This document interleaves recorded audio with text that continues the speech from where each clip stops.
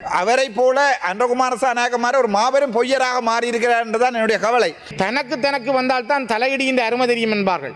இந்த நாட்டினுடைய நடந்த யுத்தம், இந்த மக்கள் மீது புரியப்பட்ட இரத்த கரைகள் இன்னும் கழுவப்படவில்லை. அந்த அல்லப்பட்டி சம்பவத்தை எடுத்து பார்த்தால் அதில் ஏதோ மாடு கடத்தினவே என்று ஒரு குற்றச்சாட்டை முன்வைக்க பார்க்கினோம். அப்படி நாங்கள் சொல்லுவோமே, அது அப்படி நடந்தாலும் சாகரத்துக்கு கொள்றது ஒரு யுத்தம் இல்லாத ஒரு காலகட்டத்தில். அப்ப இது ஏன் இது நடக்குதுண்டா, தெற்கில் நடந்திருக்குமா, ஏன் இது நடக்குதுன்றால் ஏனென்றால் அது ஒரு கலாச்சாரம். இதேதான் 2009ஆம் ஆண்டு இறுதியிலே முள்ளிவாய்க்காலில் மனிதாபிமானத்துக்கான போர் என்ற பெயரில் கிட்டத்தட்ட 1,46,000க்கு மேற்பட்ட மக்கள் மிக கொடூரமாக காணாமலாக்கப்பட்டும் கொலையும் செய்யப்பட்டார்கள். இந்த அரசாங்கத்துக்கு நம்பி ஏதோ ஒரு வகையில் இவையாவது செய்வினமோ என்ற ஒரு எதிர்பார்ப்போடு வாக்களித்த மக்களுக்கு வயிற்றில் அடிக்கின்ற பல செயல்பாடுகளிலே இதுவும் ஒரு மிக மோசமான ஒரு செயல்பாடாகத்தான் நாங்கள் பார்க்கிறோம்.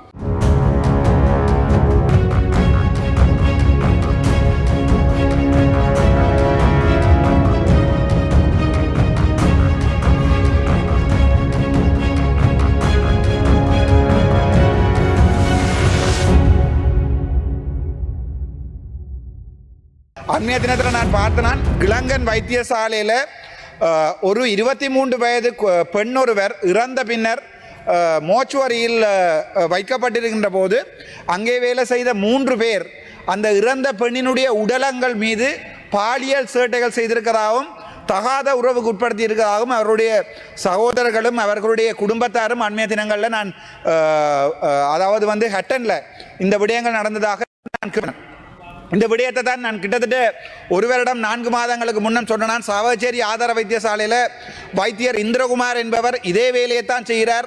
இறந்த உடல்களோடு அவர் இதே வேலையை செய்கிறார் என்று சொன்னபோது அந்த நேரம் ஜிஎம்ஓ என்னை எதிர்த்தது. ஜிஎம்ஓ என்னை எதிர்த்து என்ன செஞ்சது, என்னை வைத்தியசாலையை விட்டு துரத்த வழிகிட்டது.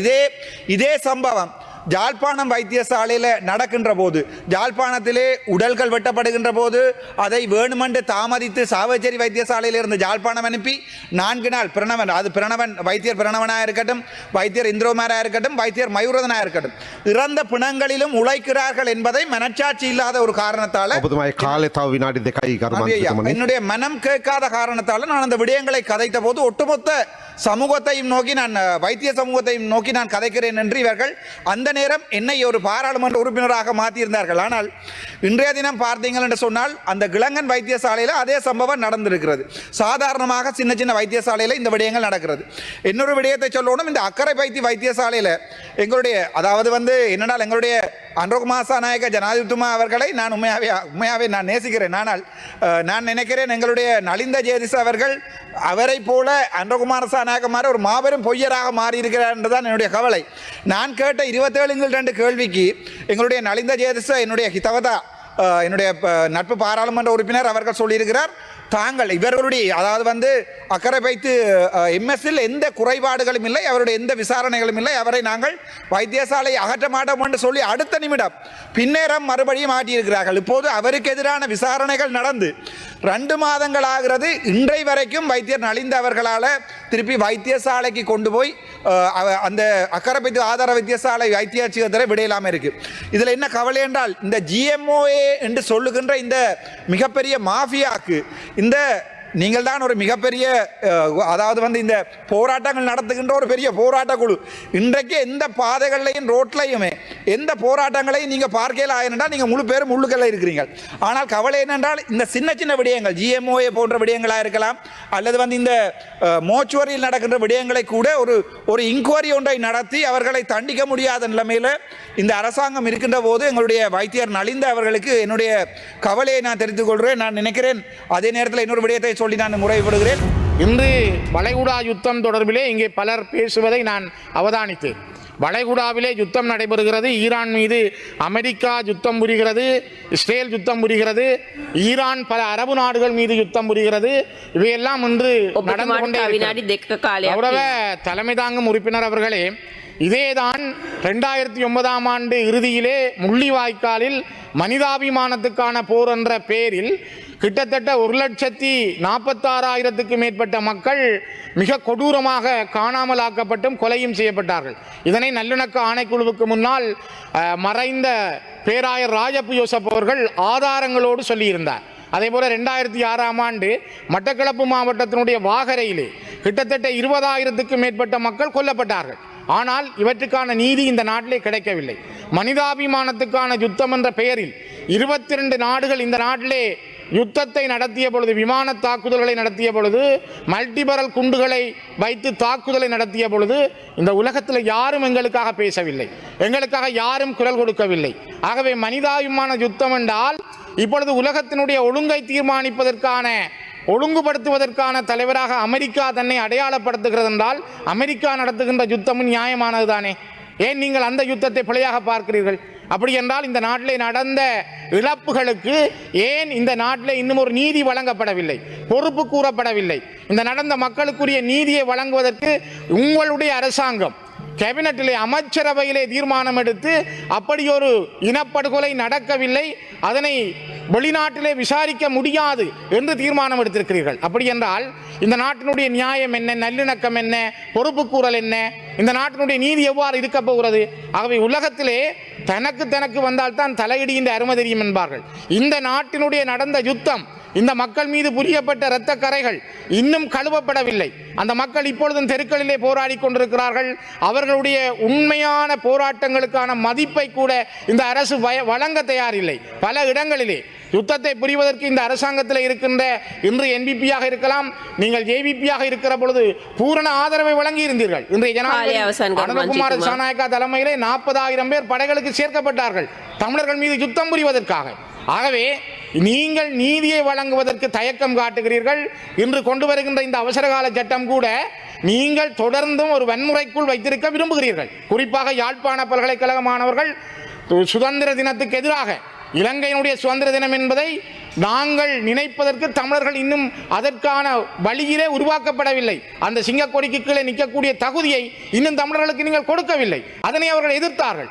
அந்த மாணவர்கள் மீது பயங்கரவாத தடை சட்டமும் விசாரணை இப்பொழுது அரசினால் முன்னெடுக்கப்படுகிறது. 2 நிமிஷம் தாங்க. இன்றும் இளைஞர்கள் வஞ்சிக்கப்படுகிறார்கள். இளைஞர்கள் மீது அவர்களுடைய இருப்புக்கள் கேள்விக்கு உட்படுத்தப்படுகிறது. அவர்களுடைய முகநூல்கள் ஆராயப்படுகிறது. அடிக்கடி விசாரணைக்கு அழைக்கிறார்கள். அவர்களுடைய சமூக வலைத்தளங்கள் ஊடாக அவர்கள் விசாரணை என்ற போர்வையிலே நீதிமன்றங்களிலும் அரசினுடைய உளவுத்துறைகளிலும் விசாரணைக்கு உட்படுத்தப்படுகிறார்கள்.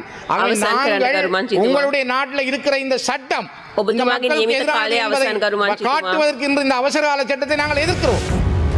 உண்மையிலே இன்றைக்கு உங்களுடைய இந்த அவசரகால சட்டத்தை நீடிக்கிறதுக்கான பிரதான காரணம் ஜனநாயக ரீதியாக மக்கள் அல்லது அரசு உத்தியோகத்தர்கள் செயல்படுவதை தடுக்கிறதுக்கு.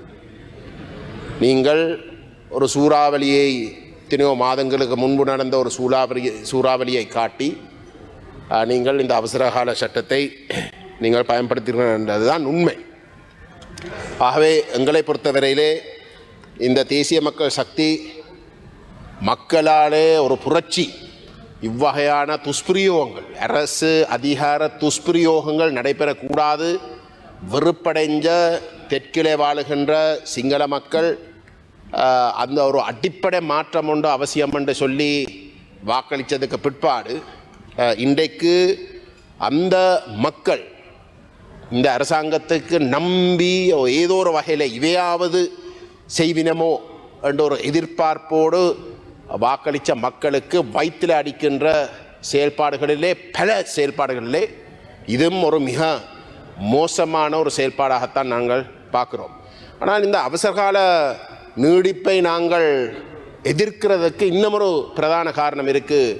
கௌரவ உறுப்பினர் அவர்களே, இந்த அவசரகால சட்டம் பிரகடனப்படுத்தப்பட்ட ஒரு சூழலில் தான் ஒரு இனாளிப்பு தமிழர்களுக்கு எதிராக நடைபெற்றது. அந்த போர்க்காலம் முழுக்க இந்த அவசரகால சட்டம் பிரகடனப்படுத்தப்பட்ட ஒரு சூழலில் தான் அநியாயமாக